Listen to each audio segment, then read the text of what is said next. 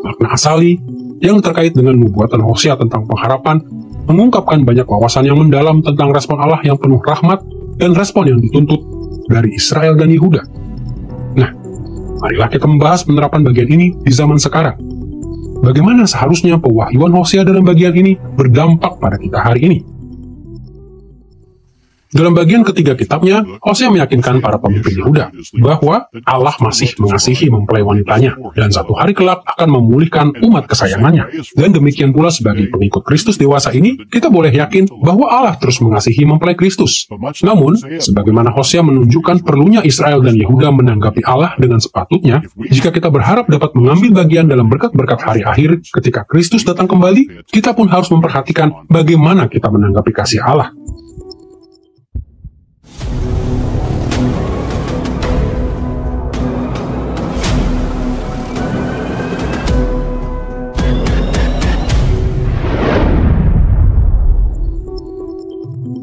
Untuk menelusuri penerapan modern dari bagian ketiga ini, kita akan melihat sekali lagi pada tema-tema perjanjian baru tentang mempelai Kristus dan hari-hari akhir dalam Kristus.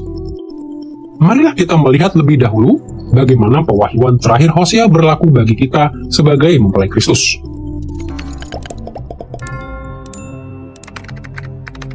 Pada zaman Hosea, dosa-dosa mempelai perjanjian lama Allah menimbulkan penderitaan hebat di bawah penghakiman Allah.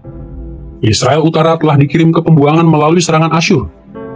Dan ketika Yehuda mulai memberontak, mereka juga diancam dengan kehancuran dan pembuangan.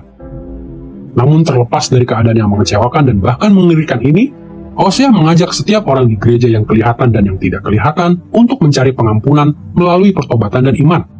Ia menantikan apa yang oleh nabi-nabi lain disebut sisa-sisa, yaitu umat yang setia yang akan berbalik kepada Allah untuk keselamatan dan akan menerima berkat-berkatnya yang kekal.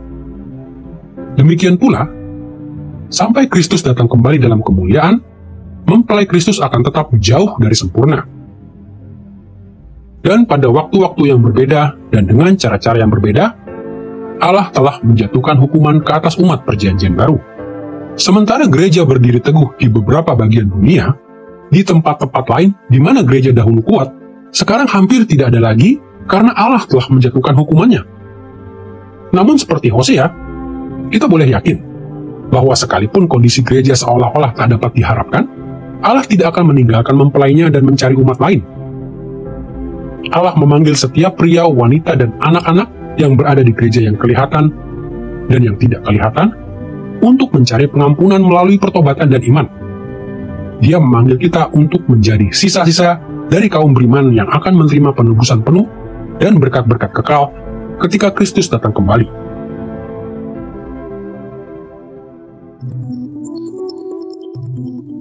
Dengan mengingat kondisi mempelai Kristus, marilah kita membahas penerapan modern dari bagian terakhir Hosea dalam kaitan dengan hari-hari akhir di dalam Kristus.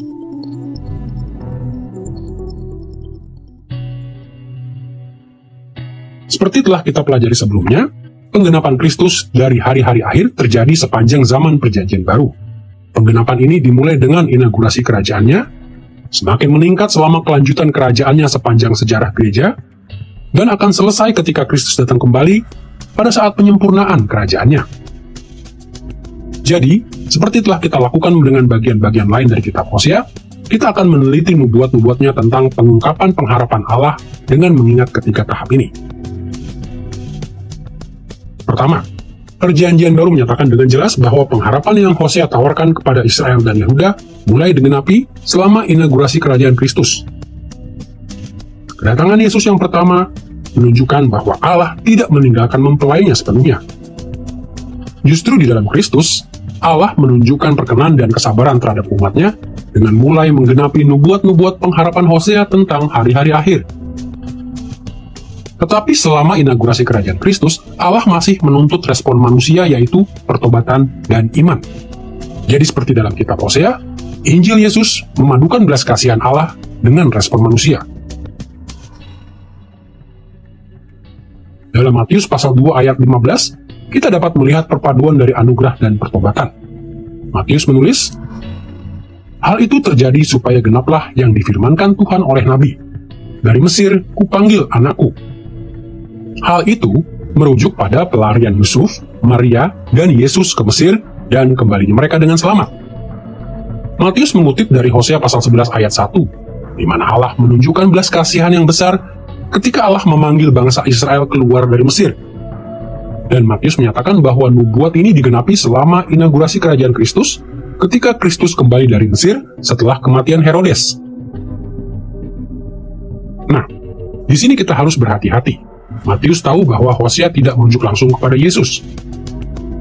Sebaliknya, Hosea merujuk pada keluarnya Israel dari Mesir dan bagaimana Israel telah memberontak terhadap Allah, kendati rahmat-Nya begitu besar kepada mereka. Matius menunjuk kepada fakta bahwa Allah telah memperlihatkan rahmat-Nya yang besar kepada mempelainya dengan memanggil Yesus, putra mahkotanya, keluar dari Mesir. Tetapi, banyak orang di Israel masih memberontak terhadap Allah. Beberapa kali, Matius menunjukkan dalam Injilnya bahwa dalam rahmat-Nya pun, Allah masih menuntut respon manusia, yaitu pertobatan dan iman. Dan di zaman Yesus, banyak orang seperti Herodes jatuh di bawah hukuman kekal Allah karena mereka tidak merespon kemurahan Allah di dalam Kristus dengan sepatutnya. Dalam Hosea pasal 11 ayat 1, Allah berfirman, "Dari Mesir, kupanggil anakku." Dan itu mengingatkan kembali pada panggilan Allah kepada Musa, karena ketika Allah memanggil Musa untuk membebaskan bangsanya, Ia berfirman kepada Musa, "Israel ialah anakku, anakku yang sulung." Dan kemudian Allah memberikan instruksi kepada Musa agar mengatakan kepada Fir'aun, "Israel adalah anakku, biarkanlah anakku itu pergi. Biarkanlah umatku pergi supaya mereka dapat beribadah kepadaku di padang gurun." Jadi kata-kata itu berasal dari panggilan Musa dan keluarnya Israel. Tetapi dalam mengingatkan kita tentang keluarnya Israel dan zaman Musa, hal ini juga mengingatkan kita akan apa yang Allah berikan kepada Israel di padang gurun. Dia memberikan hukum Tauratnya kepada Israel. Dan dalam Tauratnya, Allah menjanjikan berkat atas ketaatan dan kutuk atas ketidaktaatan. Maka, dengan mengingatkan Israel dari mana mereka datang, Allah juga mengingatkan Israel akan tanggung jawab mereka kepada hukum Taurat. Dan itulah panggilan dalam kitab Hosea.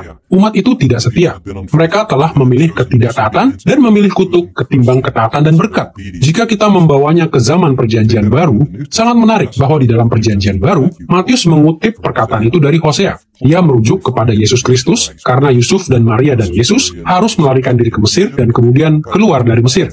Hal yang menarik dan mengherankan ialah ketika Matius mengutip ayat ini dan berkata, "Dari Mesir kupanggil anakku."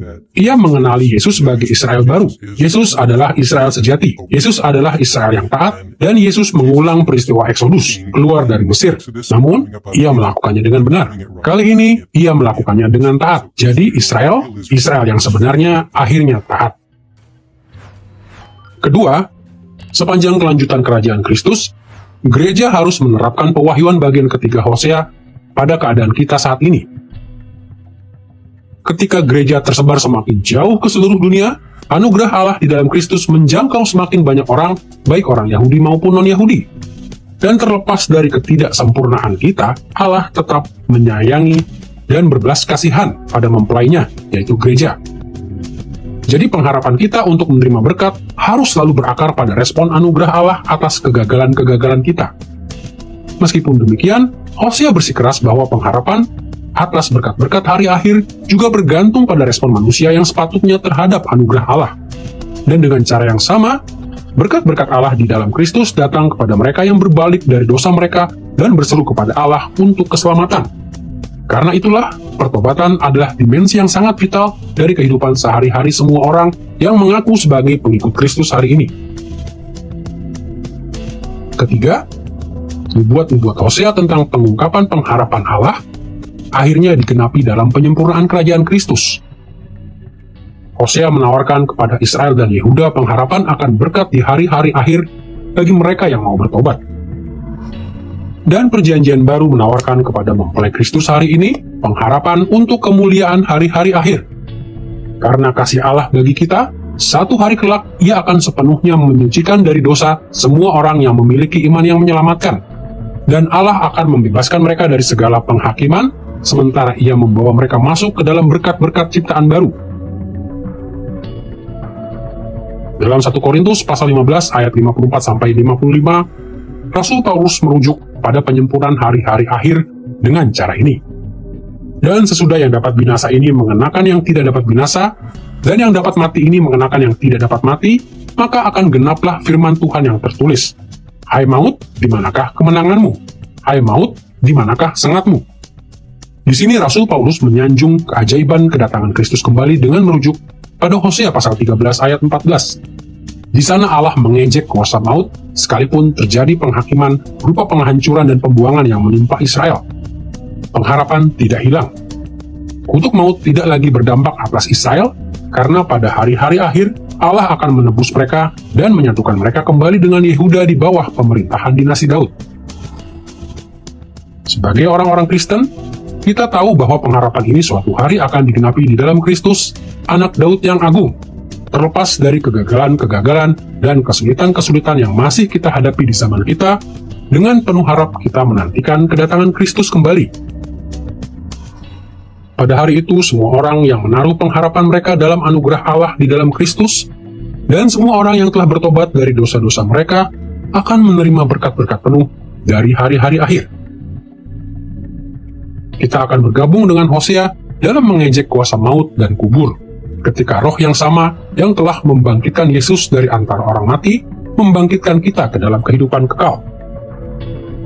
Rasul Yohanes mengutarakan pengharapan yang sama dalam visinya tentang penyempurnaan kerajaan Kristus dalam kitab Wahyu. Dengan menimba sejumlah tema dalam kitab Hosea, ia menggambarkan Yerusalem baru, kota Daud yang mulia, dan tempat tinggal mempelai Allah. Kita membaca dalam Wahyu pasal 21 ayat 2-3 berikut. Dan aku melihat kota yang kudus, Yerusalem yang baru, turun dari sorga, dari Allah, yang berhias bagaikan pengantin perempuan yang berdandan untuk suaminya. Lihatlah, kemah Allah ada di tengah-tengah manusia, dan ia akan diam bersama-sama dengan mereka. Mereka akan menjadi umatnya, dan ia akan menjadi Allah mereka.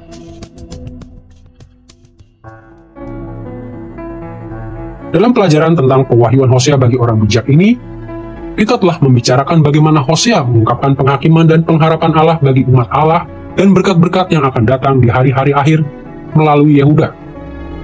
Kita telah meneliti bagaimana Hosea mengajar para pemimpin Yehuda di zaman Hizkia mengapa penghakiman Allah dijatuhkan atas Israel dan Yehuda.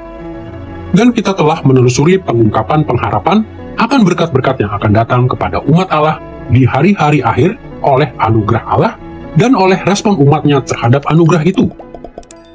Wahyu Allah kepada Hosea menyediakan hikmat kepada umat Allah ratusan tahun sebelum Kristus dan masih menawarkan hikmat itu bagi kita hari ini. Sebagai mempelai Kristus, kita menghadapi tantangan-tantangan hidup di dunia yang masih menderita di bawah penghakiman Allah. Tetapi Allah tidak pernah meninggalkan gerejanya. Allah telah mengutus Kristus untuk menjamin keselamatan kita dan memulai akhir zaman. Dan Kristus hidup di dalam kita sekarang melalui Roh Kudus untuk menuntun kita ke dalam berkat-berkat dunia yang akan datang. Ketika kita menghayati hikmat yang ditawarkan kitab Hosea, kita akan mengalahkan dunia ini dan akan bergabung dengan orang-orang lain yang tidak terhitung jumlahnya dalam pesta pernikahan anak domba yang mulia. Sebagai mempelai Kristus yang dikasihi, kita akan menerima berkat berbagi dengan Kristus dalam sukacita yang tak terkira dari kemuliaan kekal.